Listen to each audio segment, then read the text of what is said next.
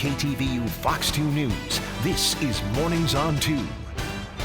Welcome back to KTVU Mornings on 2. I'm Brooks Jarosz in for Frank Malacote. So nice to have you here, Brooks. Good to be here.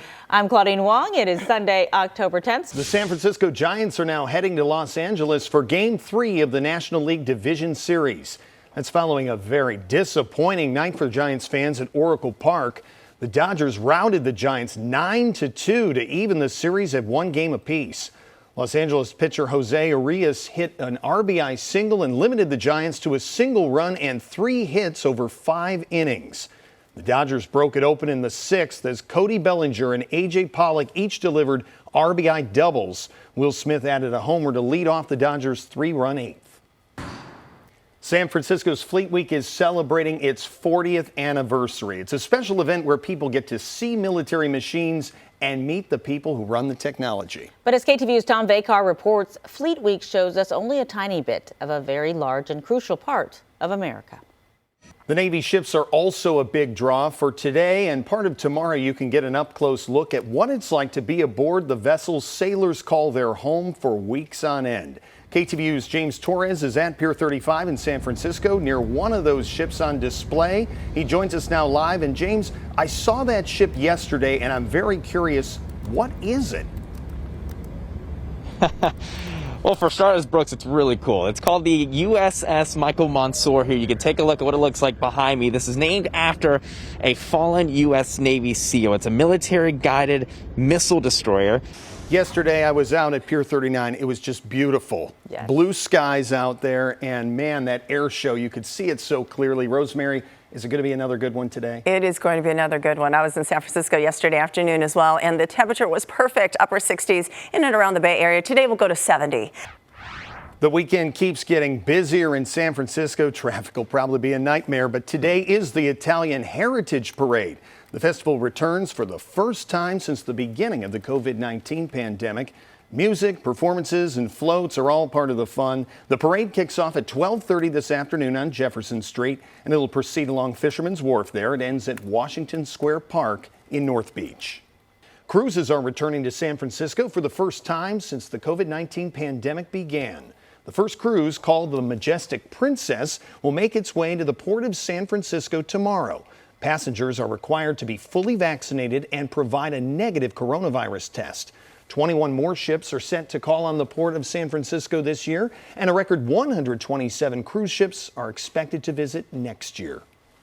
The CDC is expected to meet this month to review COVID-19 booster shots from both Moderna and Johnson & Johnson. It comes as cases, hospitalizations, and deaths are declining across the country. But the latest numbers are showing a rise in breakthrough infections among vaccinated people.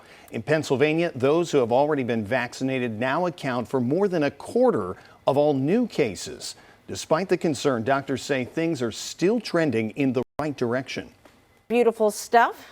Yeah, it is. I don't know if more for you can buy it but for a gift. Yes, you can always buy lots of gifts. I just might do that. Rosemary, what do you want? Brooks is buying. Ooh. Wait a minute. I got to keep a budget, though. Okay. Let me get back to you on that one. Okay. Good morning to both of you. Thank you, Rosemary. Well, it's football Sunday, and the San Francisco 49ers play the Arizona Cardinals. Up next, a one-on-one with KTVU sports anchor Joe Fonzie for a look at what's to come. Well, it's a big day for the 49ers as they face the only undefeated team in the NFL, the Arizona Cardinals. Joining us again this week to talk about it all, KTVU sports anchor Joe Fonzie. Good morning, Joe. Good morning. All right, we're going to talk football in just a second, but we got to start with baseball. Tough loss last night for the Giants. We knew it wasn't going to be an easy series. All right, let's talk now about the 49ers. You know, they're 2-2. Cardinals are 4-0, undefeated. So what about that matchup? What needs to happen today? Well, here we are once again talking about injury. Where the lights could go out tomorrow night. That right there is just a reminder that fire season is nowhere near finished. We're dealing with this every year. Dry out there. Now we're talking about wind. Rosemary, when do we think this wind is going to move in? Yeah, so for our hills, the wind's expected to develop this evening. Late this evening is when the advisory will go into place. Thanks, Rosemary. We'll keep an eye on it. Well, it's tall and it's leaning a lot. The Millennium Tower in San Francisco, it hasn't stopped sinking and tilting. the new attempt crews will make to try to fix the tower's problems. This week, work crews will try a new method in their effort to repair San Francisco's sinking, tilting Millennium Tower. The Chronicle reports they will install a 3-foot wide steel sleeve deep into the ground on Fremont Street on that side of the 60-story skyscraper. This comes after earlier repair work caused the tower to sink even more, putting the entire repair project on hold. Engineers say the Millennium Tower has sunk 19 inches and has tilted more than a foot since it opened in 2009. Happening today, those who plan on using BART in the East Bay, well, you might want to plan ahead. BART crews are replacing rail between the Walnut Creek and Pleasant Hill stations. This is going to reduce service to a single track in that area, so BART riders should expect delays up to 15 minutes. San Francisco has a new option that could help meet its Vision Zero goal. That's the program the city launched 7 years ago to reduce the number of pedestrians killed in traffic by the year 2024. Governor Newsom signed a bill that allows all California cities more flexibility in reducing their speed limits. So far, the city has not said how or when it plans to start making any changes. Welcome back to Mornings on 2. I'm Brooks Jarosz. And I'm Claudine Wong. I know the city was very busy. Oh, I know. Yesterday, I was in an Uber. And the Uber lady told me that she was going to log off after she was done because it was just too busy. Too many people. Too many people. It's a little, for a lot of reasons. But it's nice to see. It is nice to see. But if you are heading into the city, I was just checking traffic. There's like a disabled vehicle on the Bay Bridge. It's been more than a week since thousands of gallons of crude oil spilled into the Pacific Ocean off the coast of Orange County. Officials had said as much as 144,000 gallons of oil leaked out of the underwater pipeline. Now the U.S. says no more than 131,000 gallons entered the ocean. Orange County officials say the spill could have been much worse. 49ers rookie Trey Lance will make his first career start today. Lance has been practicing with the first team all week and says he's ready to go against the Arizona Cardinals. Lance is taking over for Jimmy Garoppolo, who is not fully recovered from a calf injury suffered in last week's loss to Seattle.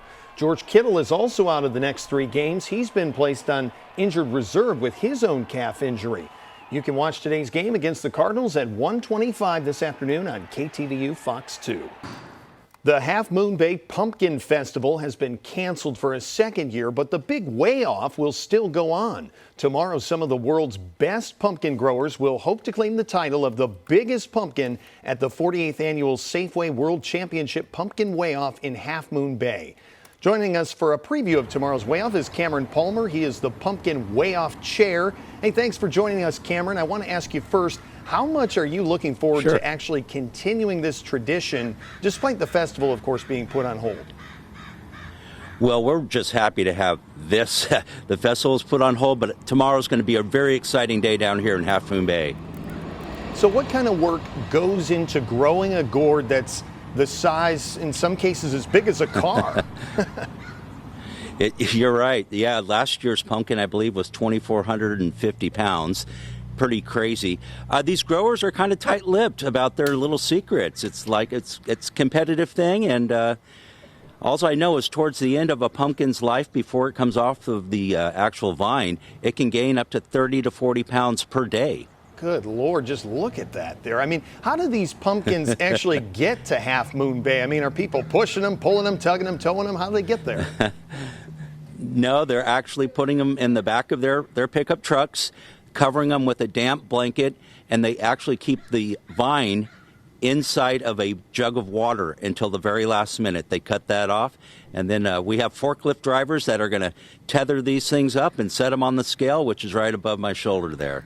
Well, we're seeing some video here of some of those big ones that they had the big straps around them and things like that. But after the weigh-off, is there a chance some of those pumpkins might be made into pumpkin pie or something?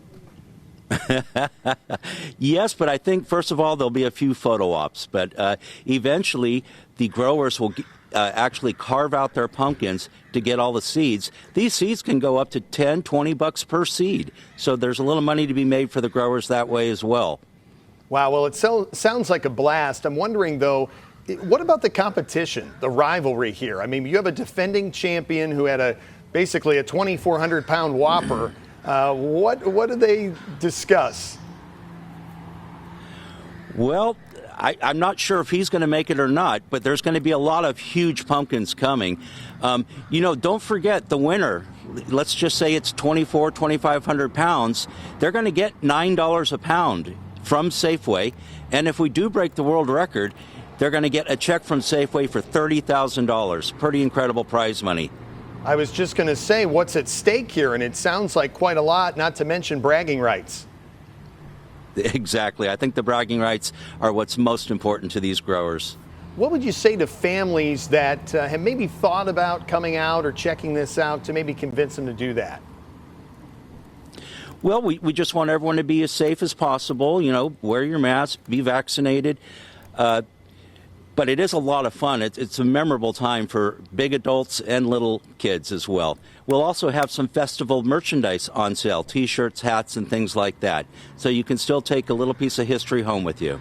Half Moon Bay, every year when they do this, it's so much fun to get out there and see the pumpkins or even just visit a local pumpkin patch and pick out your own. For all of these growers, what is it like for them to come together and see each other's work? You know what? It's a really special time. We hold a little cocktail party, dinner for them the night before, which is tonight. And it's like they're seeing family members again because they only see each other about once a year. So it's pretty special. Cameron Palmer, thanks again for joining us. Hope you have a great event tomorrow.